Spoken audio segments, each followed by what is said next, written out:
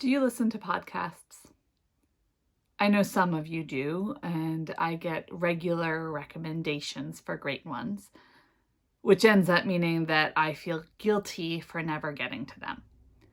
I download them sometimes with expectations that I will find the time to listen.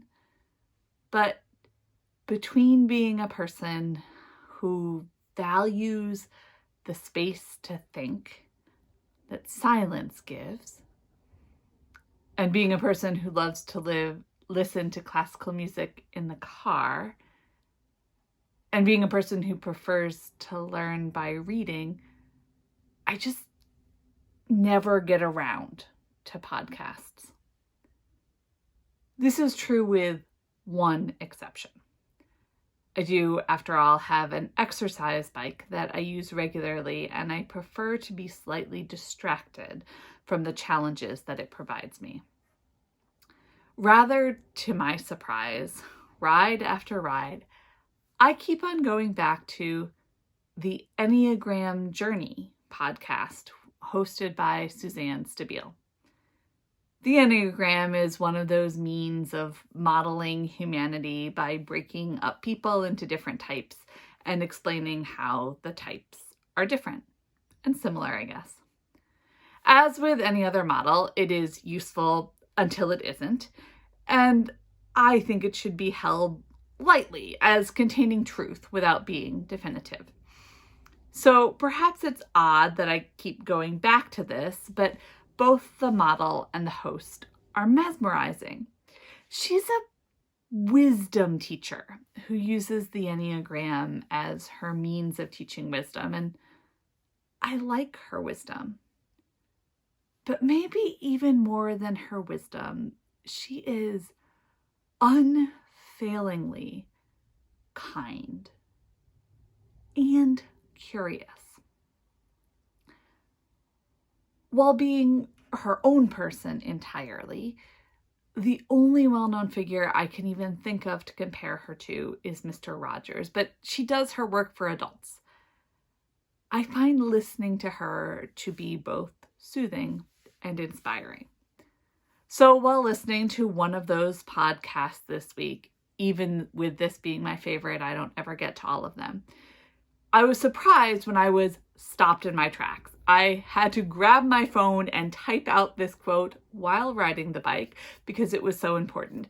In passing, while she was on another topic entirely, she suggested a spiritual practice and then said, by spiritual, I mean that it will make you more human.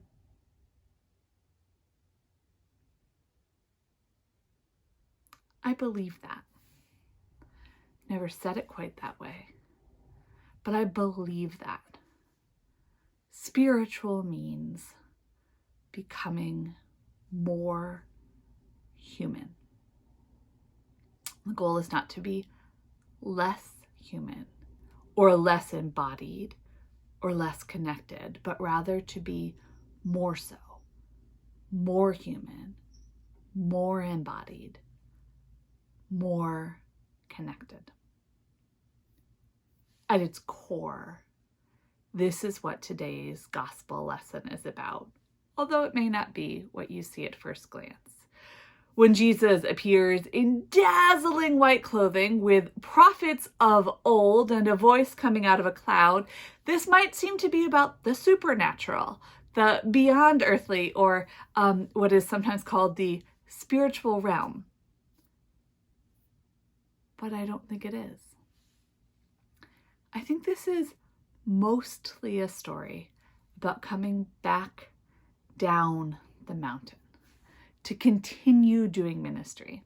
And that the stuff that happened on the mountain was meant to be motivation and support for the important stuff happening back where the people were. The top of the mountain was an experience of the holiness of the divine, as well as an aha moment about the connection that Jesus had to God's work.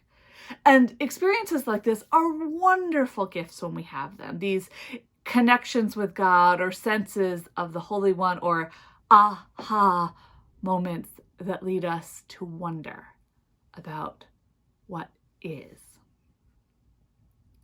At its best, worship can be a mountaintop experience, rich in sensory experiences and openings to the Spirit.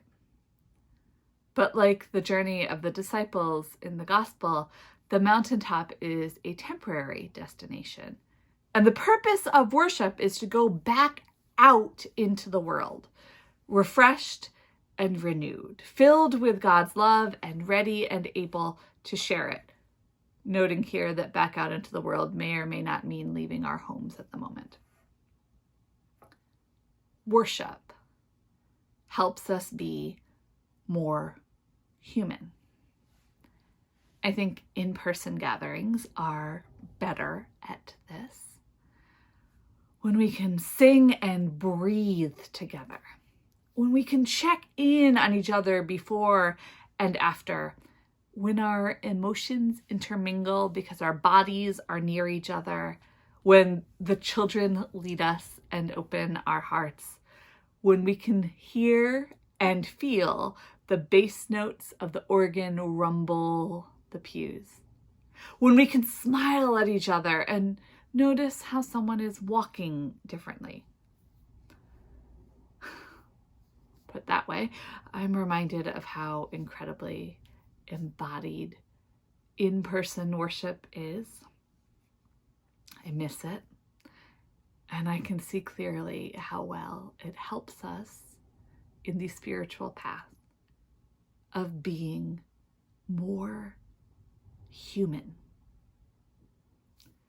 But even this online worship, lacking all those elements, is still aimed at our humanity.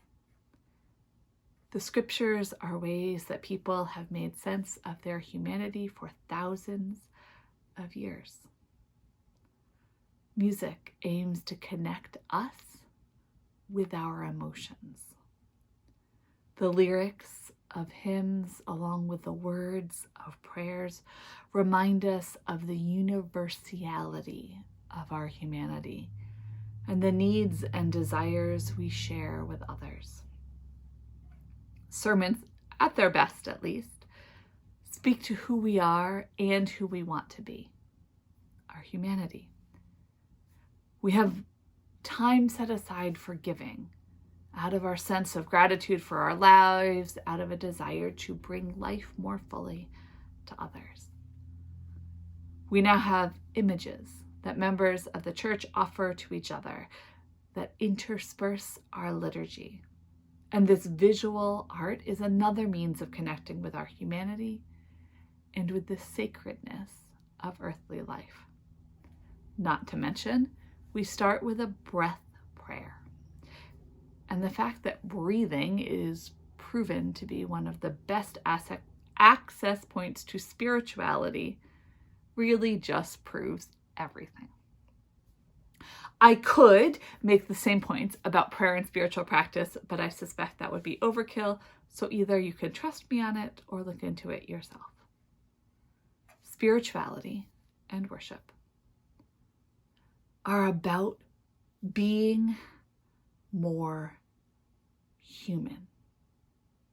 Isn't it obvious and wonderful and not exactly the whole story of everything we've heard along the way of our lives? The point of the transfiguration, no matter how wonderful it was going back down the mountain. The point of prayer and contemplation is to meet God in our humanity. The point of worship is to be more human. I've been slowly reading the book, The Body is Not an Apology, The Radical Power of Self-Love by Sonia Renee Taylor. Slowly, because it's radical enough to take time to absorb. Taylor spends a whole lot of time talking about body love and pointing out that when we hate our bodies, or even just things about our bodies, we end up hating and doing harm to other bodies. That is, other people.